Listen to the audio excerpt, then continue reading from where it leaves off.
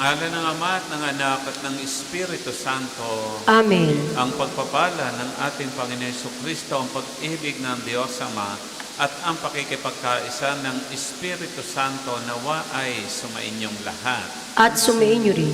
Mga kapatid, pag-umpisa naman natin sa banal na misang ito, atin munang alalahanin ang ating mga kasalanan at ito'y ihingi natin ng kapatawaran sa ating mapagmahal at maawaing Diyos. Inaamin ko Sa makapangyarihang Diyos at sa inyong mga kapatid, na lubha akong nagkasala sa isip, sa salita at sa gawa, at sa aking pagkukulang. Kaya isinasamo ko sa mahal na Birheng Maria, sa lahat ng mga anghel at mga banal, at sa inyong mga kapatid, na ako'y panalangin sa Panginoong ating Diyos. Kaawaan tayo na ating makapangyarihang Diyos, patawarin tayo sa ating mga kasalanan, at patnubayan tayo sa buhay na walang hanggan. Amen.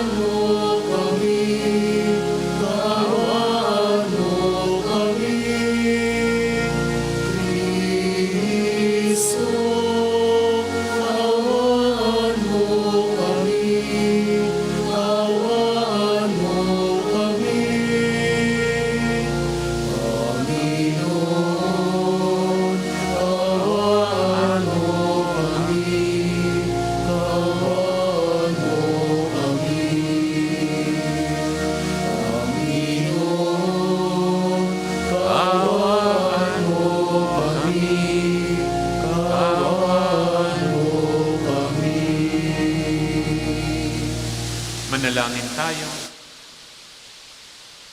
Ama naming makapangyarihan, kalugdan mo kami at pagbigyan na magkamit ng kaloob mong karagdagan upang sa maalab namin pananalig, pag-asa at pag-ibig, kami mamalaging tumatalima sa iyong kautusan sa pamamagitan ni Jesucristo kasama ng Espiritu Santo, magpasawalang hanggan. Amen. Ang lahat po ay magsiupo. Pagbasa mula sa aklat ng Exodo. Ang mga Israelita ay nakarating sa ilang ng Sinai noong 3 buwan nang umalis sila sa Ehipto mula sa Refidim. Nagpatuloy sila sa ilang ng Sinai at nagkampo sa tapat ng bundok. Sinabi ng Panginoon kay Moises, "Magsasalita ako sa iyo mula sa makapal na ulap, nang marinig ng mga tao upang sila'y maniwala sa iyo habang panahon." At sinabi ni Moises sa Panginoon ang pasya ng mga tao. Sinabi ng Panginoon kay Moises, "Sabihin mo sa mga tao na humanda sa pagsamba sa akin ngayon at bukas. Kailangang labhan nila ang kanilang mga kasuotan at humanda sa makalawa, sapagkat ako, ang Panginoon, ay bababa sa bundok ng Sinai para makita ng mga tao." Kinaumagahan ng 3 araw, nagkukulog sa bundok ng sala-salabat na kidlat. Ang bundok ay nabalot ng makapal na ulap at narinig ang isang malakas na tunog ng tambuli. Lahat ng tao sa buong kampamento ay nanginig sa takot. Pinangunahan ni Moises ang mga tao papunta sa paanan ng bundok upang humarap sa Diyos. Ang bundok ng Sinai ay nababalot ng usok sapagkat bumaba ang Panginoon sa anyo ng apoy. Pumailan lang ang lisak tulad ng usok ng isang pugon at ang mga tao ay pinagharian ng takot. Palakas ng palakas ang tunog ng tambuli. Nagsalita si Moises at sinagot siya ng Diyos sa pamamagitan ng kulog. Ang Panginoon ay bumaba sa tuktok ng bundok ng Sinai at pinaakyat niya roon si Moises. Ang salita ng Diyos. Salamat sa Diyos. Salmong tugunan. Purihin at ipagdangal ang Diyos magpakailanman.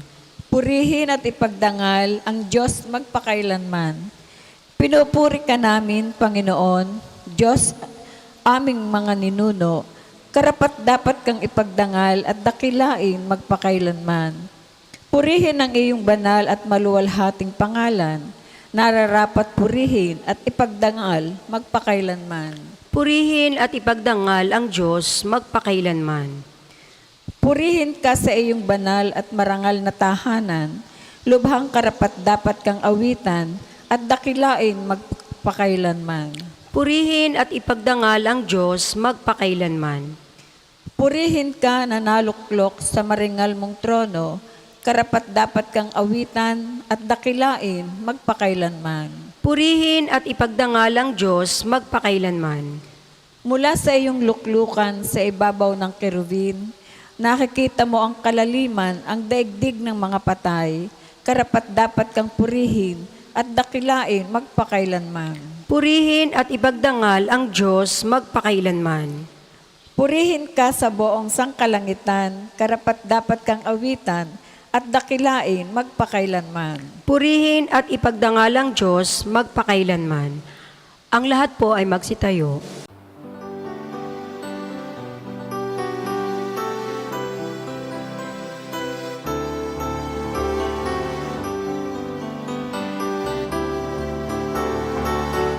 Hallelujah, hallelujah, hallelujah, hallelujah, hallelujah, hallelujah, hallelujah.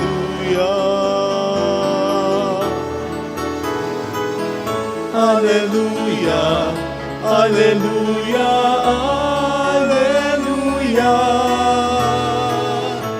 Hallelujah, hallelujah, hallelujah, hallelujah.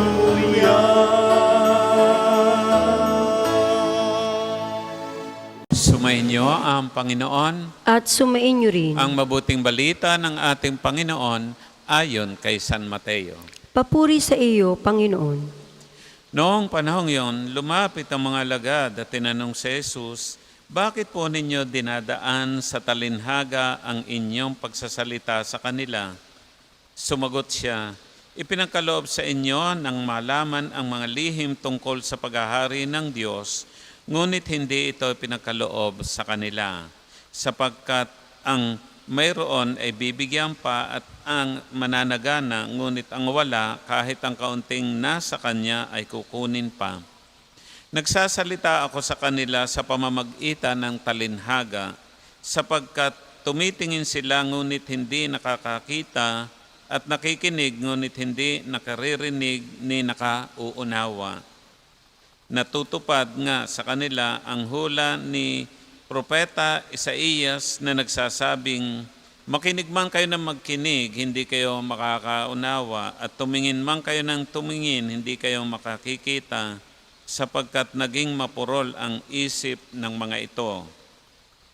Mahirap makarinig ang kanilang mga tainga at ipinikit nila ang kanilang mga mata. Kung di gayon, di sinsanay nakakita ang kanilang mga mata, nakarinig ang kanilang mga tainga, nakaunawa ang kanilang mga isip at nagbalik loob sa akin at pinagaling ko sila, sabi ng Panginoon.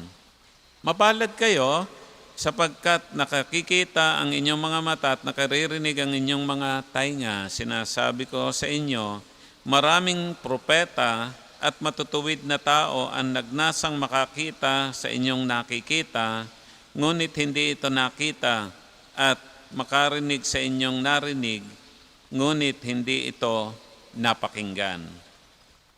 Mga kapatid, ang mabuting balita ng ating Panginoon. Pinupuri ka namin, Panginoong Heso Kristo. Magandang umaga po sa inyo kapatid. Mga kapatid, special po para sa akin ang araw na ito sapagkat ngayon pong araw ay ipinagdiriwang ko ang 32nd anniversary ng aking sacerdotal ordination. Medyo matagal na rin po, mahigit ng 3 dekada, 32nd anniversary. Kaya hinihiling ko ang inyong panalangin para sa akin na ako ay patuloy pang makapaglingkod sa Diyos bilang kanyang lingkod na pari. Mga kapatid, sabi nga, Jesus is a great storyteller.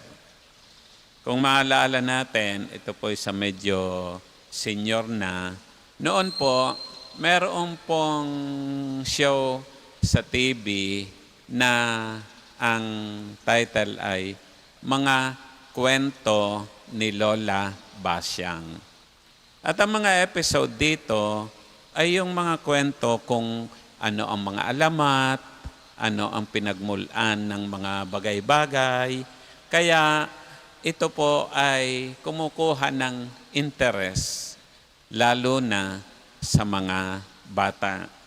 Sayang nga lang at natigil ang palabas na ito. Mga kapatid, kahit nung kami elementary, tinatamad kaming makinig sa leksyon ng aming guro, pero pagka storytelling time na, ay doon kami ginaganahan at doon kami nakikinig. Kung halimbawa, ang alamat ng prutas, no? Ang alamat ng langka, ang alamat ng pinya, at sari-sari pa. Na kung saan ang iba ay kapupulutan natin palagi ng aral. Sa mga kwento noon, lagi natin itong kapupulutan ng aral. Sa ating ebanghelyo, bakit sa pamamagitan ng mga kwento o talinhaga ang paraan ni Jesus? Una, ang paggamit ng mga kwento at mga imahen ay isang napakagandang paraan ng paghahatid ng anumang mensahe na ginagamit sa anumang pagtuturo at lalo na sa bibig ng nagtuturo. Ang isang imahen ay nagsasalita ng mas malakas kaysa anumang pagsusuri. Ang isang kwento ay tumatatak sa isipan ng mas matagal. Ito'y natatanim sa isipan ng mga nakakarinig. Partikular na ang banal na kasulatan at ang pagtuturo ng mga Hudyo ay puno ng pagtuturo sa pamamagitan ng mga kwento. Mula sa kwento ng paglikha, kita naman natin may ilang version ng creation story at ng kanilang patuloy na paglalakbay bilang bayan ng Diyos. Pangalawa, ginamit ni Jesus ang mga kwento hindi upang maipahayag lang ang mabuting balita at maintindihan nila ito, kundi ito'y patuloy na maging pagkakataon nila para pagnilayan sa kanilang araw-araw na buhay ang kanilang narinig. Minsan nalimutan na ang aral pero ang kwento ay naalaala at bumabalik sa kanila kung ano nga ba ang aral ni Jesus na sinabi niya sa pamamagitan ng mga talinhaga o kwento. Di ba ngayon, mas pamilyar tayo sa mga aral ni Jesus tungkol sa kaharian ng Diyos dahil sa kanyang mga kwento at dahil sa mga talinhaga. At kung babalikan natin mga kapatid sa lumang tipan, no? Ang lumang tipan po ay nag-umpisa sa tinatawag nating oral tradition. Daan taon bago na isulat ang banal na kasulatan, ang lumang tipan, ang mapanligtas ng Diyos ay nagpatuloy sa pamamagitan ng kwento, oral tradition. Kaya nga ang mga Israelita ngayon ay alam ang kwento ng pananampalataya at ang kwento ng kasaysayan. ng kanilang kaligtasan hanggang ngayon, mga kapatid. Kahit sinong Hudyo ang inyong matanong, they know their story, they know their history. Sabi nga po ng kaibigan kong isang Hudyo, meron po akong isang kaibigang Hudyo na nakatira sa Chicago. Sabi niya, ang Kristyanismo ay 2,000, mahigit lamang 2,000 taon. Pero ang amin, ang Hudaismo, ay mahigit na 4,000 taon. At napakayaman dahil nauugat nila ang kanilang kwento kay Abraham. Natatandaan nila ang kanilang kwento 4,000 taon pabalik. Minsan tayo, kahit yung ebanghelyo nung isang linggo ay hindi natin matandaan. Sa bagong tipan, sabi ko nga, Jesus is a great storyteller. And stories are always powerful, especially Jesus' story. The message is conveyed powerfully and it leaves the listener to ponder deeply of the meaning of the story she heard. And then it moves them to deeper reflection, challenging them into action. Kaya mga kapatid, halos ang ebanghelyo natin, kung babalikan natin, ay sa pamamagitan ng talinhaga, kaya marami ang nakikinig sa Kanya. Pinagkakalipumpunan palagi siya ng mga tao dahil sa Kanya mga kwento. Ang iba ay naintindihan agad ng nakikinig. Ang iba ay matagal bago mapagtanto, pero ito ay isang makapangyarihang paraan para pagnilayan ito ng nakikinig at iayon ang kanilang buhay ayon sa aral ng kwento. Ang ebanghelyo ay kwento ng mga ebanghelista tungkol sa kwento ni Jesus. Nawa ito ay kapulutan natin ng aral at magtulak sa atin na mabuhay ayon sa ebanghelyo, sapagkat ito ang tinatawag nating kwentong may kwenta. Magsitayo tayo para sa panalangin ng bayan. Idulog natin sa Diyos ang lahat ng ating pagsumamo at panalangin, at sa bawat panalangin ang ating pong itutugon, Panginoon, dinggin mo kami. Panginoon, dinggin mo kami. Upang ang pananampalataya na maging pangunahin si Kristo ay mamala sa buhay ng simbahang Katolika at ang sambayanan nawa ay mahubog sa pagsunod sa aral ng pag-ibig ni Kristo. Manalangin tayo. Panginoon, dinggin mo kami. Upang ang pagpapadama ng Diyos ng Kanyang presensya ay maranasan nawa ng sangkatauhan at ang pagpapaghari inawa ang hinirang na lider sa kanilang pinamamahalaan ay ang pagpapahalaga sa tunay na diwa, kapayapaan at katarungan. Manalangin tayo. Panginoon, dinggin mo kami. Upang ang pagpapahalaga kay Kristo ay ang kining biyaya ng mga taong nasa gitna ng pagdurusa, bunga ng iba't ibang uri ng pagtitiis, at maging matibay nawa ang kanilang pananampalataya sa Diyos. Manalangin tayo. Panginoon, dinggin mo kami. Upang ang pagpapahalaga sa pakikinig sa aral ni Kristo ay dumaig nawa sa ating paghahangad sa mga material na yaman at maisagawa nawa ng ating pamilya ay ang magbahagi ng pagmamahal sa ating kapwa. Manalangin tayo. Panginoon, dinggin mo kami.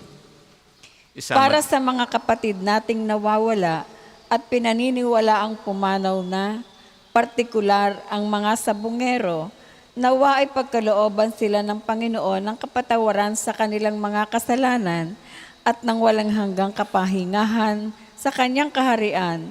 Nawa ay makamtan nila at ang kanilang naulilang pamilya ang kapayapaan ng kalooban sa pamamagitan ng pagkamit ng hustisya at kapatawaran. Manalangin tayo. Panginoon, dinggin mo kami. Isama din natin sa panalangin ng mga kababayan nating biktima ng patuloy na pagbuhos ng malakas na ulan. Naway madama nila ang presensya ng Diyos sa kabila ng kalamidad na ito. Manalangin tayo sa Panginoon. Amen. Ang lahat po ay magsiupo. Para po sa mga maghahandog ng sobre, pakihulog na lamang po sa buslo.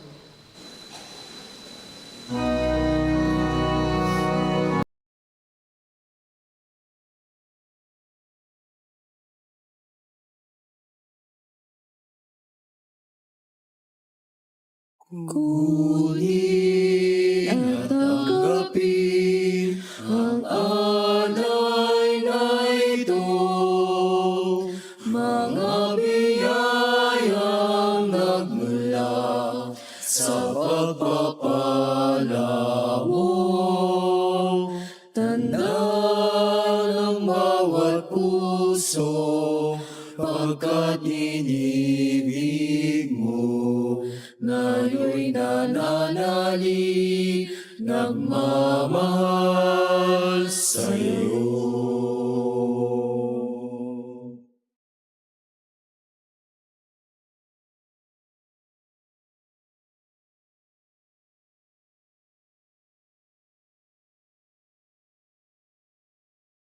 Ang lahat po ay magsitayo.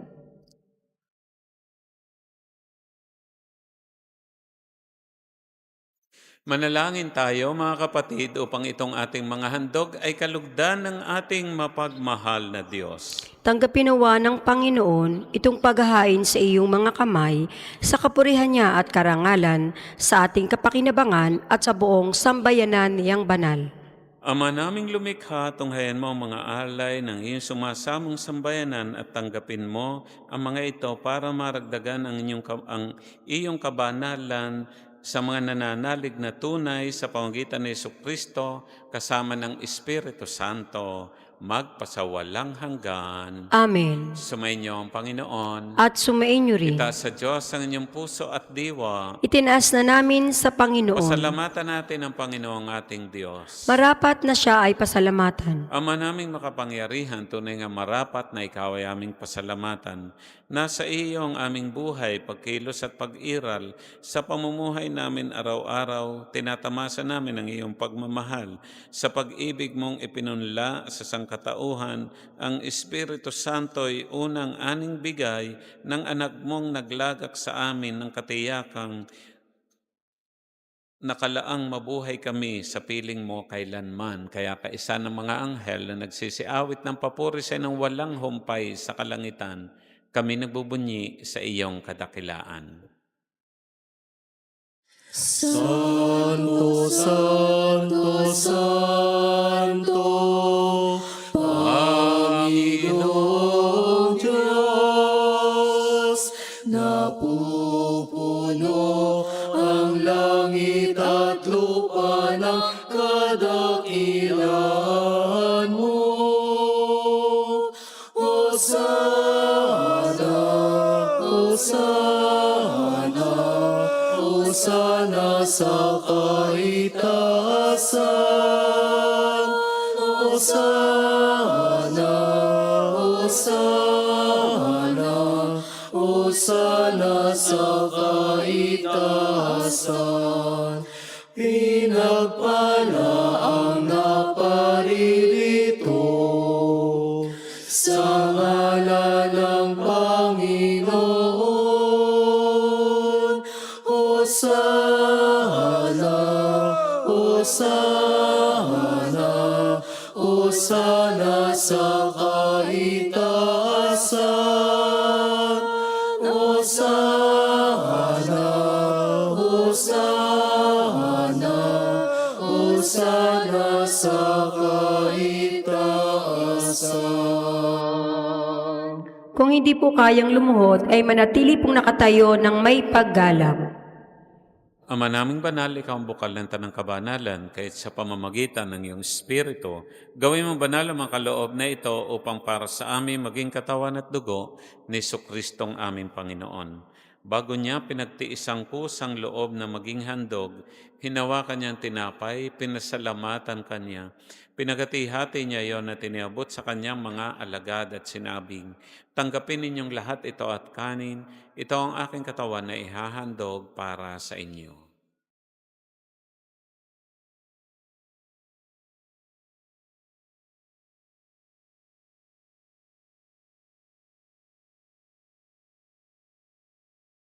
Gayun din naman na matapos ang hapunan, hinawakan niya ang kalis, muli kanyang pinasalamatan. Iniabot niya ang kalis sa kanyang mga alagad at sinabing, "Tanggapin ninyong lahat ito at inumin, ito ang kalis na aking dugo ng bago at walang hanggang tipan. Ang aking dugo na ibubuhos para sa inyo at para sa lahat. Sa kapagpapatawad ng mga kasalanan, gawin ninyo ito sa pag-alaala sa akin."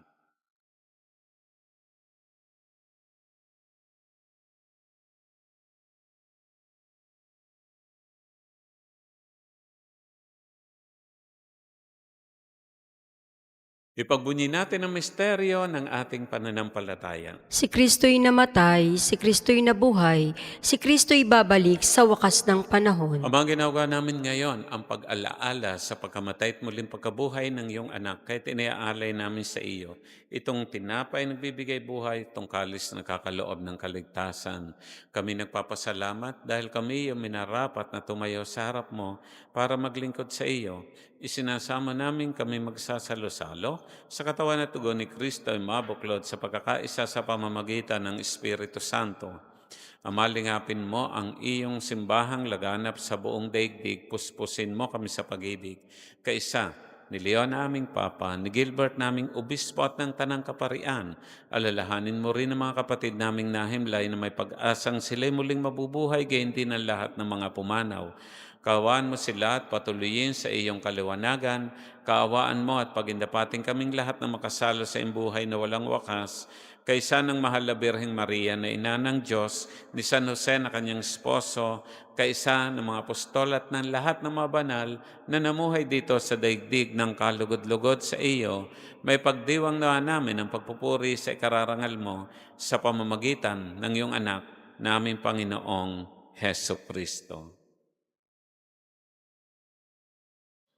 Sa pamamagitan ni Kristo, kasama niya at sa Kanya, ang lahat ng parangal at papuri ay sa iyo, Diyos Ama makapangyarihan, kasama ng Espiritu Santo, magpasawalang hanggan. Amen. Amen. Amen.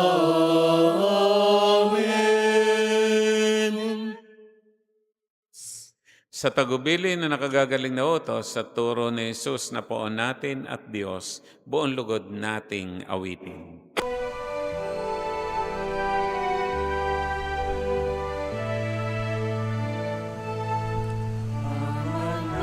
Namin sumasalangit ka, sambahin ang ngalan mo. Mapasa amin ang kaharian mo, sundin ang loob mo. Dito sa lupa para lang sa langit, bigyan mo po kami ngayon ng aming kakanin sa araw-araw at pagnawarin mo kami sa aming mga sala para na pagpapatawad namin sa nagkakasala sa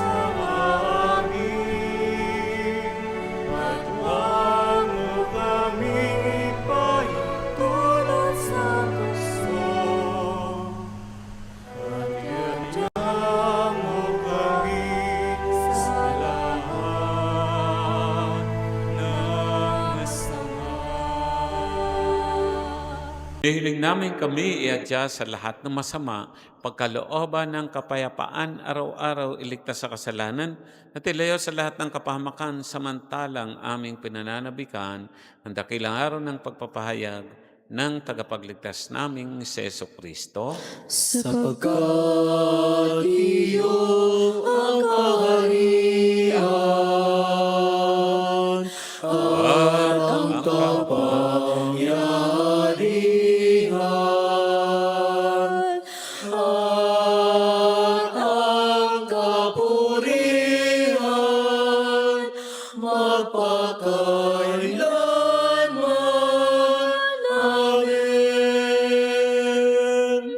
Panginoon Jesucristo, sinabi mo sa mga apostol, kapayapaan ang iniiwan ko sa inyo, ang aking kapayapaan binibigay sa inyo.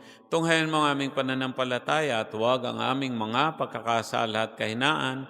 Pagkalooban mo kami ng kapayapaan at pagkakaisa ayon sa iyong kalooban, kasama ng Espiritu Santo magpasawalang hanggan. Amen. Ang kapayapaan ng Panginoon ay laging sumainyo. At sumainyo rin. Mga kapatid, tayo po ngayon ay magbigayan ng kapayapaan sa bawat isa. Peace po, peace po. Kordero ng Diyos na nag-aalis ng mga kasalanan ng sanlibutan, maawa ka sa amin. Kordero ng Diyos na nag-aalis ng mga kasalanan ng sanlibutan, maawa ka sa amin. Kordero ng Diyos na nag-aalis ng mga kasalanan ng sanlibutan, ipagkaloob mo sa amin ang kapayapaan. Kung hindi po kayang lumuhod, ay manatili pong nakatayo ng may paggalang.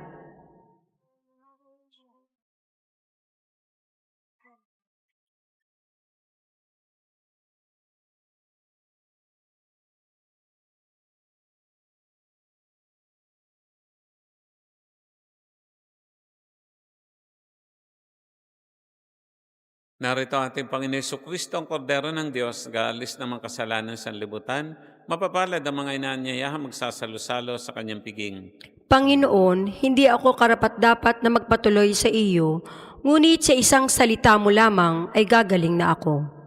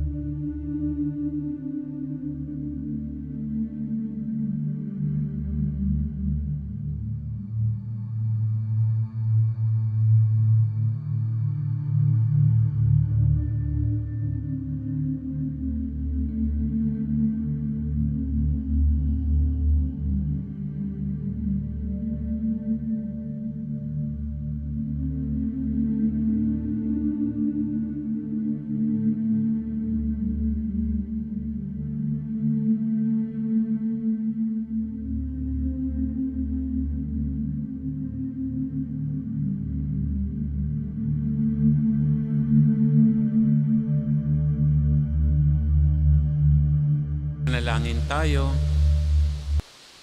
Ama namin mapagmahal, manatili kang kapiling ng iyong sambayanan na ngayon pinapakinabang mo sa iyong sariling buhay at gawin mong kami pasulong na makahakbang mula sa dati namin pagka makasalanan patungo sa pagbabagong nagdudulot ng iyong kabutihan.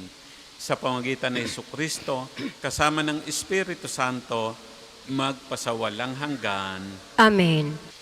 Sumainyo ang Panginoon. At sumainyo rin. Naway pagpalain kayo ng ating mapagmahal na Diyos, Ama, Anak, at Espiritu Santo. Amen. Ang ating pong banal na misa ay atin ang naialay. Humayo tayong taglay ang pag-ibig ni Kristo. Salamat. Salamat sa Diyos. Sa Diyos.